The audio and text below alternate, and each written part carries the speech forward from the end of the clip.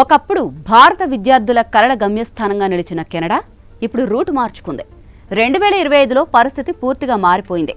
Canada ప్రభుత్వం భారతీయ విద్యార్థులను target చేసిందా అనే అనుమానం కలుగుతోంది.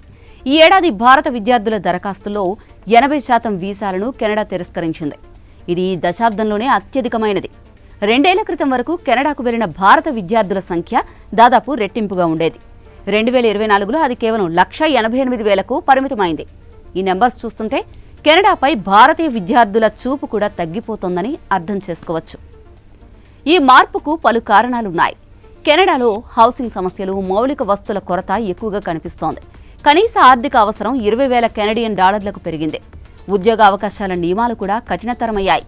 విద్యార్థులకు త్వరగా వీసా ఆమోదం కల్పించే స్టూడెంట్ డైరెక్ట్ స్ట్రీమ్ కూడా మూసివేశారు.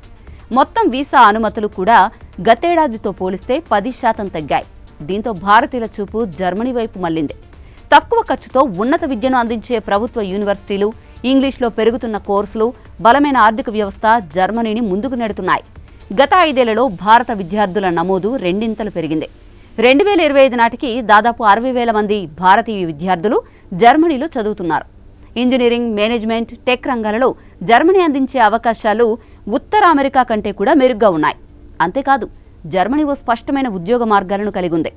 ఇక ఫ్రాన్స్, ఫిన్లాండ్, ఆస్ట్రేలియా, జపాన్, దక్షిణ కొరియా, మలేషియా, మిడిల్ ఈస్ట్ లాంటి దేశాలు కూడా కొత్తగా గమ్యస్థానాలుగా ఎదుగుతున్నాయి. అమెరికా, బ్రిటన్, కెనడా లాంటి దేశాలు స్థానిక సమస్యలతో ఇబ్బందులు ఎదుర్కొంటున్నాయి. ఈ ఖాళీని జర్మనీ లాంటి దేశాలు భర్తీ చేస్తున్నాయి. విద్యార్థులు కూడా ఈ మార్పులను త్వరగా అంగీకరిస్తూ కొత్త గమ్యస్థానాలను ఎంచుకుంటున్నారు. అయితే ఈ పరిణామాలు ఇండియాకు ఒక హెచ్చరిక. ప్రపంచ సగటు 2.5%తో పోలిస్తే భారత పరిశోధన ఖర్చులు జీడీపీలో కేవలం 0.7% మాత్రమే ఉండడం అంతర్జాతీయంగా పోటీ తట్టుకోవడంలో పెద్ద లోపమని నిపుణులు చెబుతున్నారు.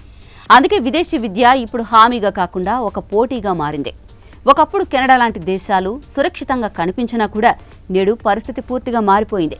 ప్రపంచ విద్యాపటం కొత్త రూపం దాల్చుతోంది. భారత విద్యార్థులు తమ కలలను నెరవేర్చుకోవడానికి త్వరగా కొత్త మార్గాలను అన్వేషించుకోవాల్సిన అవసరం వచ్చింది.